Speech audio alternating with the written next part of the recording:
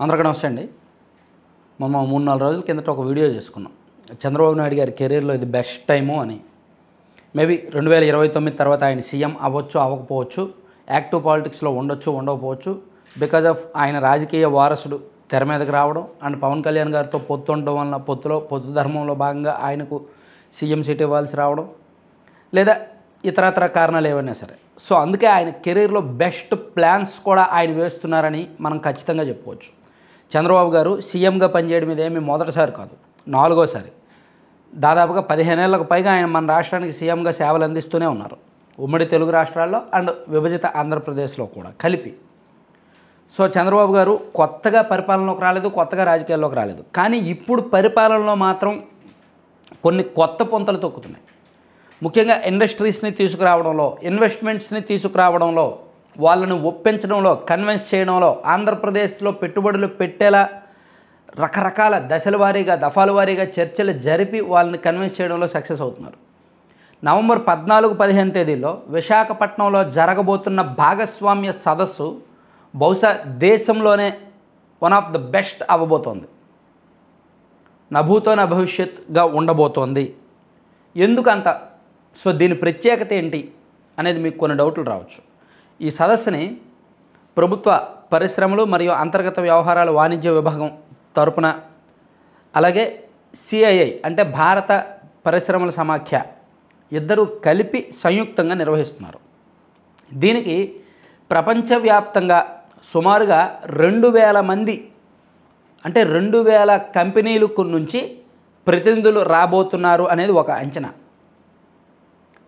దాదాపుగా 30 దేశాలకు చెందిన ప్రతినిధులు వస్తారు, అలాగే కేంద్ర మంత్రులు వస్తారు, అలాగే విదేశాల నుంచి, ఇతర దేశాల నుంచి విదేశీ వ్యవహారాల లేదా పరిశ్రమల శాఖ మంత్రులు కూడా రావచ్చు. జర్మనీ, జపాన్, యూరోపియన్ కంట్రీస్ కావచ్చు, ఏషియన్ కంట్రీస్ కావచ్చు, ఆస్ట్రేలియా కావచ్చు, యునైటెడ్ కింగ్డమ్, ఇలా దాదాపుగా అంటే ప్రభుత్వం లెక్కేస్తున్నది 29 నుంచి 30 దేశాల నుంచి వస్తారు అని. ఇంకా వీళ్ళు జరుపుతున్న చర్చల ప్రకారం ఇంకా ఈ సంఖ్య పెరగవచ్చు. ఇక్కడ ఆంధ్రప్రదేశ్లో ఏ ఏ రంగాల్లో పెట్టుబడులు పెట్టడానికి అవకాశం ఉన్నాయి అనేది వివరిస్తారు.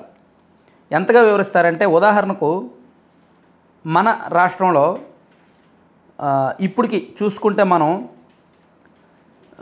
సెమీ కండక్టర్ల తయారీ కావచ్చు, ఏఐ కావచ్చు, ఎలక్ట్రానిక్స్ మ్యానుఫ్యాక్చరింగ్ కావచ్చు, అలాగే క్వాంటమ్ కంప్యూటింగ్, అలాగే డ్రోన్ దీని మీద, అలాగే బ్యాంకింగ్, ఇలా అంటే technology related tech hub, AI హబ్గా మారుస్తూనే ఇంకా మనకున్న తీర ప్రాంతం, మనకున్న మానవ వనరులు ఇవన్నీ వాడుకొని కొత్త కొత్త విభాగాల్లో కూడా పెట్టుబడులు ఆకర్షించడానికి ప్రభుత్వం రెడీ అవుతోంది. ముఖ్యంగా 1050 కిలోమీటర్లకు పైగా ఉన్న తీర ప్రాంతాన్ని జాతీయ రహదారులు అండ్ పోర్టులు అండ్ ఎయిర్పోర్టులు, రైల్వే లైన్స్ వీటన్నింటినీ అనుసంధానం చేస్తూ ఆసియా ఖండంలోనే అత్యుత్తమమైన లాజిస్టిక్స్ హబ్గా ఆంధ్రప్రదేశ్ను మార్చాలి అనేది ప్రభుత్వ ఆలోచన. అందుకే లాజిస్టిక్స్ రంగంలో ఎవరైనా పెట్టుబడులు పెడితే వాళ్ళకి రాయితీలు ఇచ్చి ప్రోత్సహించడానికి సిద్ధమవుతున్నారన్నమాట.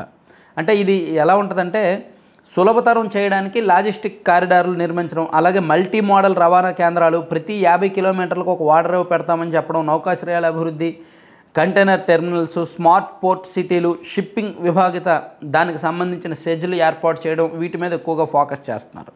అలాగే ఏరోస్పేసు, డ్రోన్స్, ఎలక్ట్రానిక్స్, ఎలక్ట్రికల్ విభాగాలు ఇవన్నీ కూడా తయారు చేయడానికి, అలాగే ఫుడ్ ప్రాసెసింగ్లో అంటే భిన్నమైన రంగాల మీద ఫోకస్ పెడుతున్నారు. సో ఓవరాల్గా ఈ సదస్సు ద్వారా ప్రభుత్వం ప్రపంచ దేశాల ప్రతినిధులకు, ప్రపంచవ్యాప్తంగా ఉన్న పెట్టుబడిదారులకు, పారిశ్రామిక వర్గాలకు మన ఆంధ్రప్రదేశ్ రాష్ట్ర పారిశ్రామిక విధానాలు, అవసరాలు, మనమిచ్చే ప్రోత్సాహకాలు, మన దగ్గర ఉన్న అవకాశాలు వాటన్నింటినీ కూడా ఎక్స్పో రూపంలో తెరిచి చూపించబోతోంది. ఇదిగో మా ఆంధ్రప్రదేశ్లో పలానా ప్రాంతంలో పలానా రకంగా మీరు ఇన్వెస్ట్ చేయొచ్చు, దానివల్ల మీకు ఈ ప్రయోజనం ఉండొచ్చు, దానివల్ల మేము ఇంత మీకు రాయితీ ఇస్తాము, మేము ఇంత ప్రోత్సాహకం ఇస్తాము అని ప్రభుత్వం వాళ్ళని అడుగుతుంది.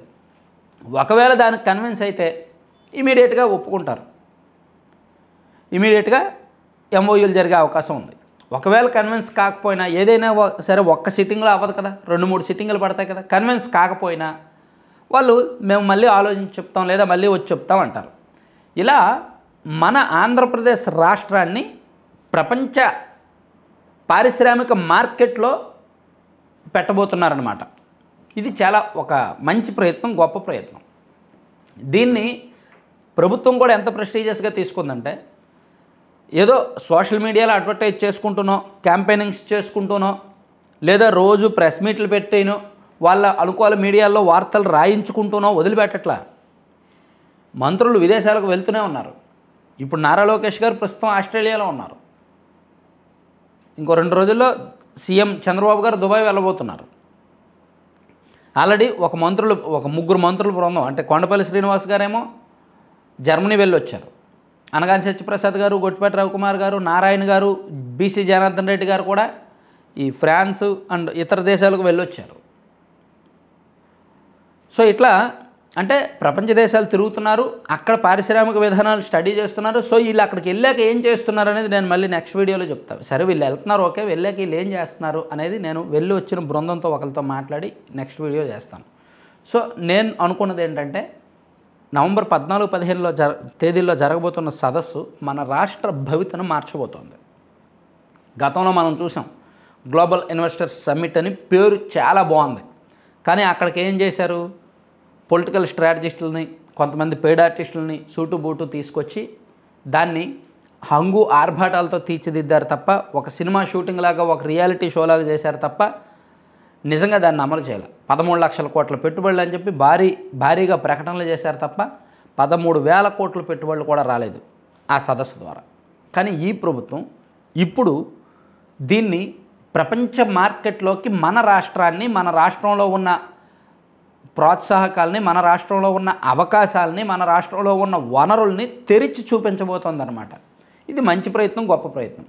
పైగా ఇది ప్రపంచ దేశాల అందరికీ కూడా ముందుగానే సమాచారం ఇవ్వడం, కేంద్ర ప్రభుత్వం కూడా దీనిలో ఇన్వాల్వ్ అయ్యేలా చేయడం, ప్రధానమంత్రి నరేంద్ర మోదీ గారు అండ్ కేంద్ర మంత్రి పీయూష్ గోయల్తో సహా ఇతర కేంద్ర మంత్రులు కూడా దీనికి రానుండడం.